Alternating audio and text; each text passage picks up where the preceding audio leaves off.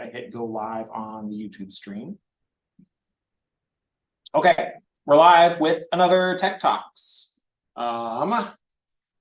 This week we're going to talk about custom grading schemes in Canvas. This was a question that came up from a couple different faculty over the summer in various situations. So we figured we'd put it on the list because if you've used custom grading schemes in the past in Canvas, they had some really annoying limitations that have now been fixed. So we'll get into that a little bit about how it's much smoother and easier to use it now. We'll show you how to enable it, what it looks like, and then if we have time, maybe we'll talk about some use cases.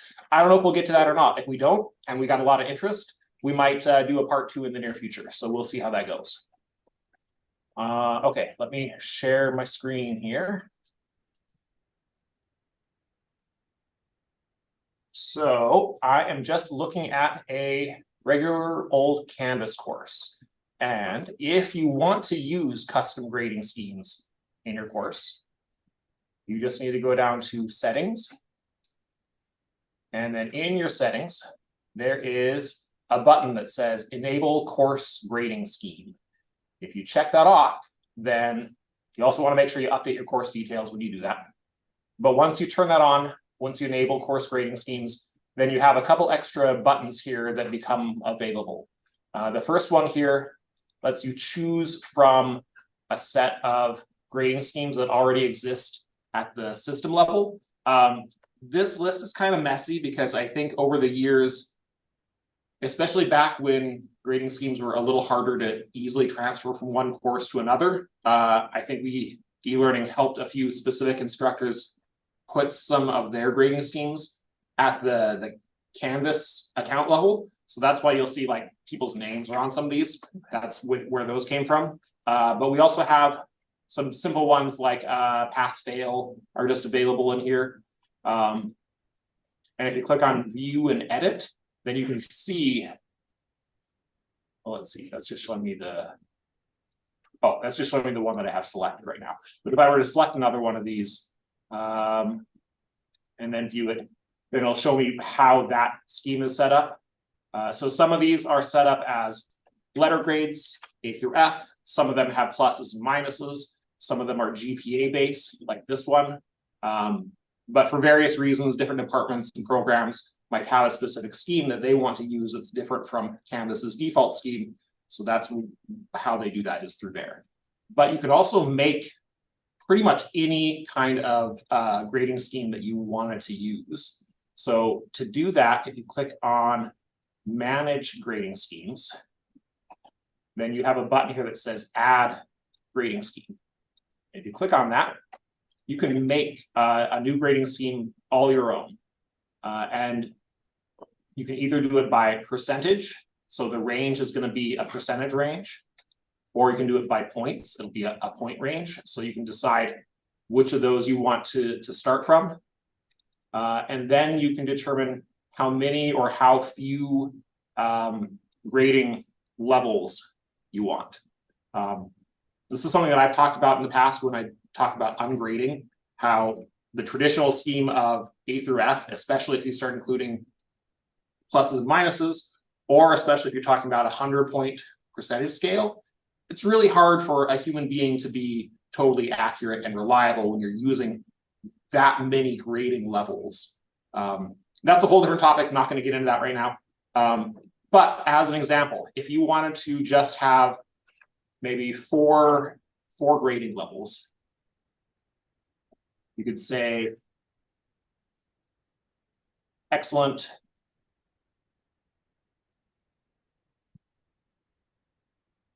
good,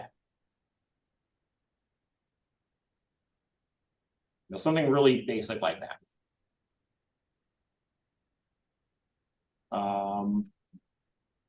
You might want a 0 level, so like no submission or something like that. Like you just didn't do it. And then you could determine how you want those 4 categories, those 4 levels to fit in your grade range. So maybe it's, again, just something really straightforward.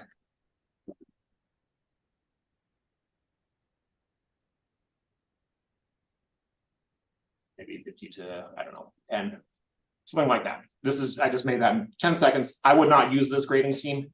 I would do something better than that, but you can do that. And then you'll give it a name.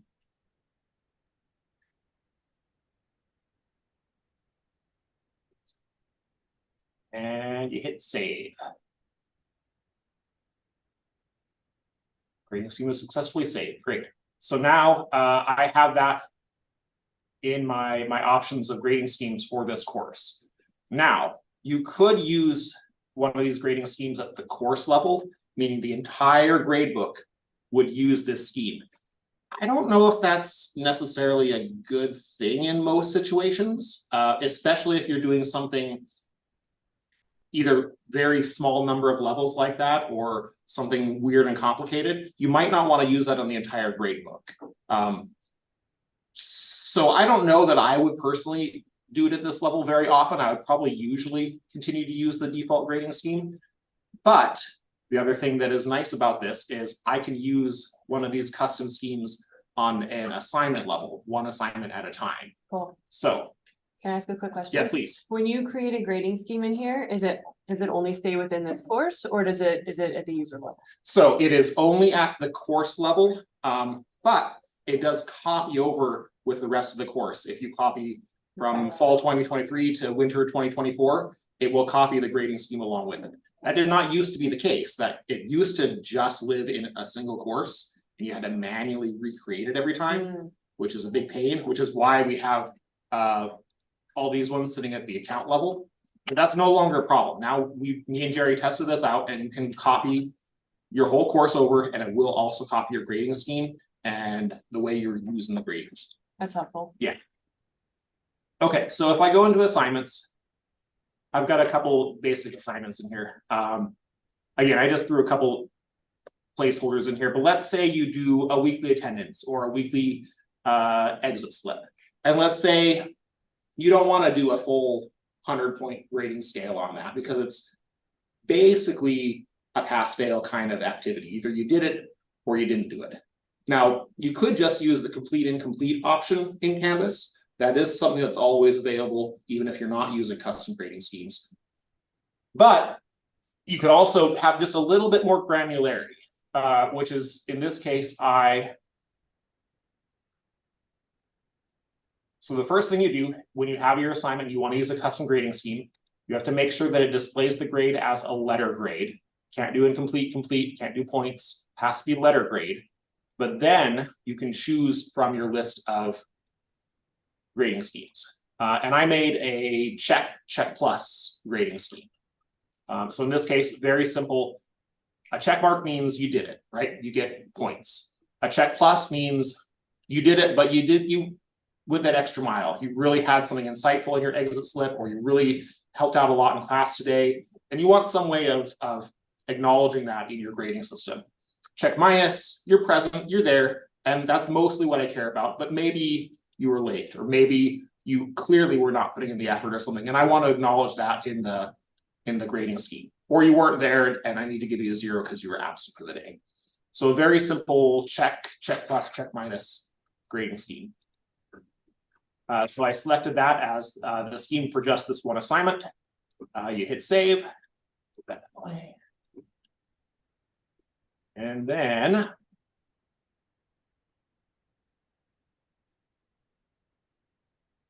maybe this computer wakes up. And then if I use the speed grader on that assignment, then I can give my students a grade based on that scheme that I have here. So let's say this student got a 10 out of 10. It automatically turns that into a check plus. So you can score them in the speed grader using this system. You have to input a point value though. You can't input the check or the A or the needs improvement or whatever you use. You have to still do it by the point value that you have set up, which is a little bit annoying. But you don't have to do it that way. You can also go straight to the gradebook here. And you can manually grade it from here, and with a little drop down menu where you can just select whichever one you want to give them. So that's an option. I especially like this for something like an attendance grade or an exit slip where you just want to knock them all out really quickly. It's an on-paper submission or a no submission, so you don't need to use a speed grader. You just want to quickly insert those grades. This is an easy way to do that. So when a student is going to complete an assignment that has a grading scheme like this, what does it look like to them? How do you communicate to them that this is the style of grading? Great question. So if let's see, so I do have my test student and I gave my test student some grades. So if I go into student view, we should be able to see that. All right, so as a student, if I go into grades, this is what it shows me when you're using a custom grade. Maybe. Yeah, it just doesn't want to do it, does it? No. There we go. Okay. So this is how that appears to the student. Okay. They see the score. So because the assignment still has a point value, in this case, a 10-point score for that assignment. So they still see that. And then in parentheses, they see whatever custom grading scheme you're using. So that's one of the limitations here that I still don't like is no matter what, Canvas wants to put a point value on every single graded item. It can't conceive of an assignment that doesn't have a point value. So even if you do use custom grades, it's still going to show points. So if you're using this in some kind of ungraded or layer-based or specs grading system, a point value is still going to be involved, and you're going to have to explain that to your students. There's going to have to be a little bit of transparency there, maybe in your syllabus, maybe in an announcement, maybe in a first week discussion, explaining to students, how does your grading system work and how are you using this in this way? Okay. But that's what it looks like to the student view. Let me look at my notes and see if I'm missing anything here.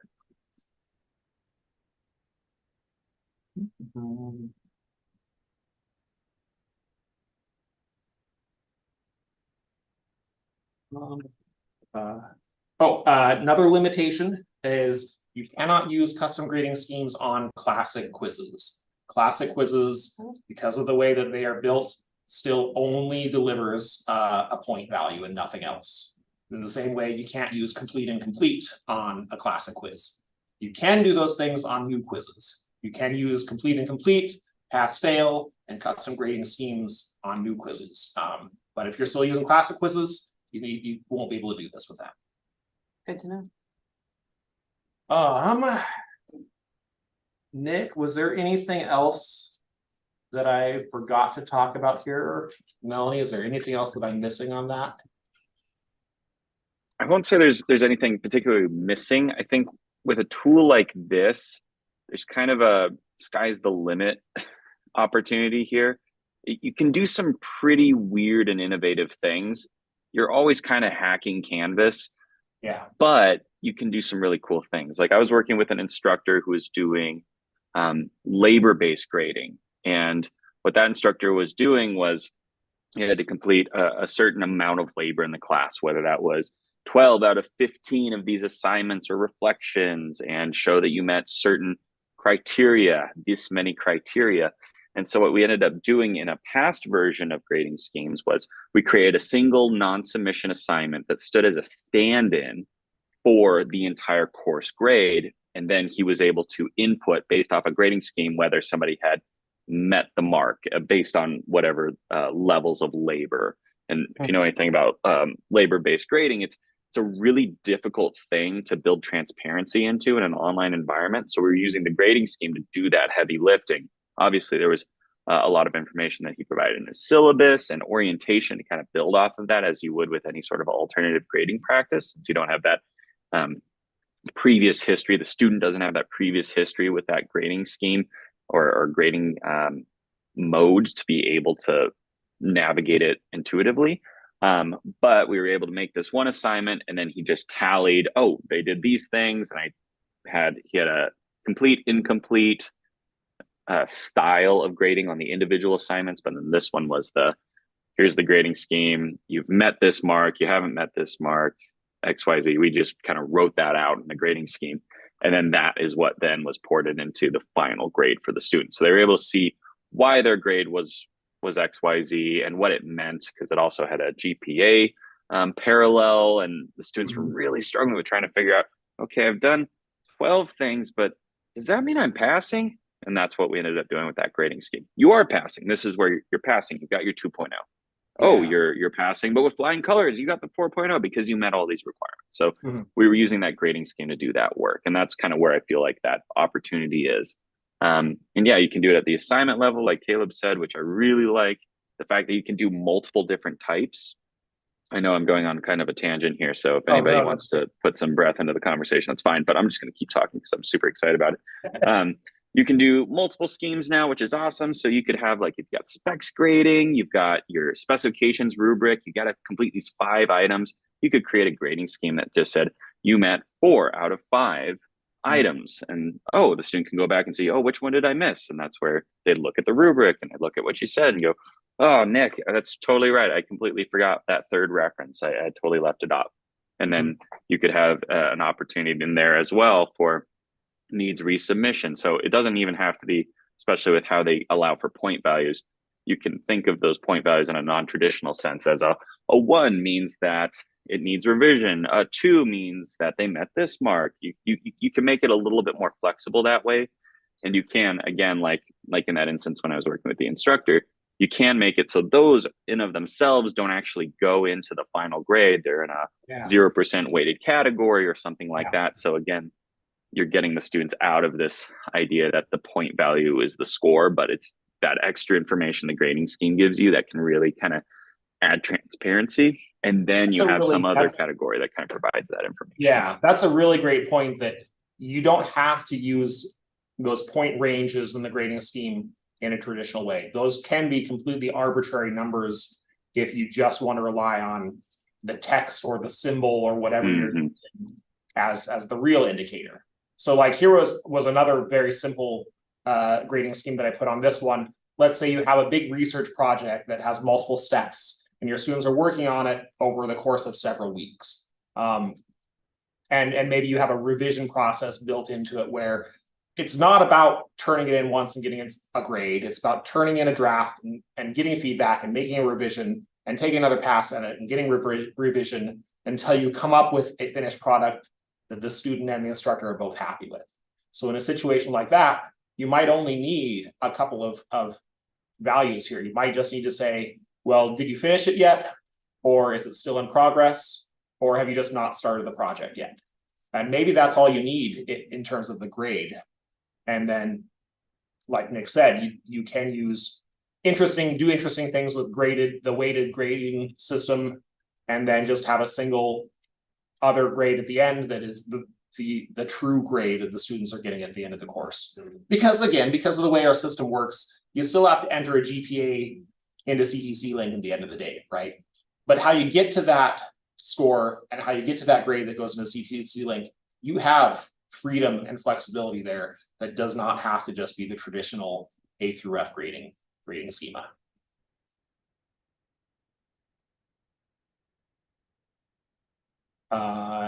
Nick, you said, what do you want to say that out loud, what you put in the chat for people that are on YouTube? Yeah. And I was just kind of building off of what you had. I think it was like complete, in progress, and that kind of information. You could also do, especially if you're doing something iterative, where a point value isn't really going to tell the whole story. And sometimes it's difficult for a student to kind of to make that connection unless they've got, I guess, consistent feedback or connection with you. You're communicating to them pretty consistently about, the need for a revision. Sometimes it can help to have that as part of the grading scheme. So, we've got waiting on submission as a 0, and then a 1 could be draft 1 received, a 2, draft 2, final draft, and then complete. And maybe then there's this opportunity as the instructor say, hey, I got your draft 2. These are the revisions it needs to meet for it to finally be accepted or finally to be considered complete. You've met the assessment objectives. Well, and you can kind of have that opportunity. In a situation like that, you can, as the instructor, you can even start using the gradebook as a sort of a project management tool, where at a glance in here, I can see exactly where each of my students are at. I know who's on draft 1 and who's on draft 2. I know who hasn't turned anything yet in, and I need to go have a talk with them and get them on get them started on the project. I know who's finished it and has moved on to the next thing. You could really use a system like that really effectively in here just to save yourself time and tracking effort. Yeah, that's an interesting idea as a progress tracker. Cool. Well, and if you wanted to too, sorry, now I'm really liking this idea. You could break it out even into further granularity instead of just having one assignment that you try to track. Then you've got milestones for that assignment, and then each milestone can have its own grading scheme, depending on how you're actually assessing it or how you want students to understand the process of your assessment and feedback. Just pretty cool. Yeah, absolutely. Was there anything else we wanted to make sure we touched on this before we run out of time or open it up to questions? I'm just looking at my notes. I think we covered everything that I had in there. And as usual, if this is something that appeals to you and you're curious about it, come talk to one of us and we can help you think through your situation and your use case and make it work for you. And I do want to hit on something that Angela just asked in the chat. Angela said, thanks, I'll have to ask you sometime about imagining bundles in the gradebook. And that's something we were talking about earlier. I'm assuming you're talking about grading bundles like in contract grading or specs grading. I'm trying to remember which one has, maybe both of them have bundles, but I feel like Angela, there could be a couple of different ways you could do that. You could use mastery paths for a student to choose which bundle they're going to subscribe to, which would kind of be like some weird part labor-based, part contract grading, more, I don't know what you'd want to call that. Probably has some interesting acronym. Or I feel like what you could do is kind of imagine it as you've got those, however many bundles you have, maybe there's 3 bundles, for example, or areas where they can rise to achievement. So maybe we'll just use grades as one. There's an A bundle, a B bundle, and a C or lower bundle. Have to complete 7 quizzes at 70%, 8 quizzes at 80%, or complete all quizzes. Maybe those are the 3 ways you would do it. That's where I think you would have a stand-in assignment that kind of codes the gradebook. So that would be like a 1 indicates that they have met the requirements for bundle 1. A 2 would meet requirements for bundle 2. And so you would be looking manually or counting in the gradebook. Oh, it looks like Nick met the mark on 7 out of those 12 quizzes. Okay, he has met what he needs to get the B. And then I would put it in that like stand-in assignment that would end up coding the gradebook. And I feel like this might be something I need to like show you potentially. Oh yeah, and specs mainly. Thank you, Angela. I keep calling it contract grading, but for specs grading. So I could show you how that looks, but hopefully that's kind of making a little bit more sense as we kind of talked that example. But yeah, you'd be coding the gradebook with a single no submission assignment that all of those technically non-point valued assignments would feed into. And then you'd use that, and then whatever other potential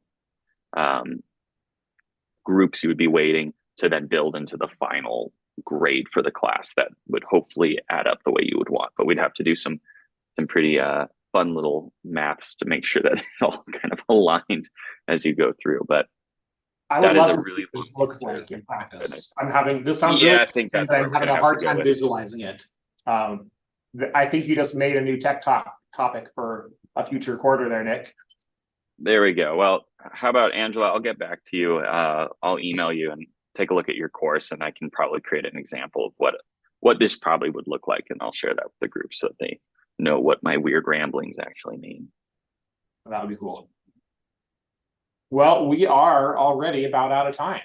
Do you want to put the link in the yes, chat? I do want to put a link in the chat. Thank you. Oh my gosh. One of these days. It's so hard to remember. Okay. We do have a quick little evaluation survey that we would love for you to fill out if you have just about 10 seconds. It's anonymous. It is anonymous. There's only like 3 or 4 questions, but it helps us kind of gauge the effectiveness and the utility of these sessions and see if we're on the right track or not. And then also a place to provide comments or suggestions. If there's a topic that you would love to hear from us, that would be a great place to put it.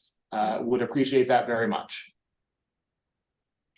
Other than that, I think we're probably good to go for today. Yeah. We will have another Tech Talk next week. What do we do next week? Is it annotations? It is. Yes. Yep. Annotated assignments. Cool. Because are we doing that because there's some new updated features in Canvas that are related to that? I feel like there was something new. Recently, they are allowing or made it so that they allow more file types. So it's become easier to use format. And it's been a while since we talked about it. Sometimes it can kind of change up the assignments that students are submitting and make it a little bit more fun for you to grade. Some of you might already be using it and just not know it because of the way that SpeedGrader works. So we'll just kind of do a review of that and make sure everybody's on the same page and feeling comfortable with that format. Great. That sounds good. All right. Thanks for coming, everybody. We will hopefully see you next week. Have a happy Halloween. Happy Halloween, everyone. Okay. Live stream is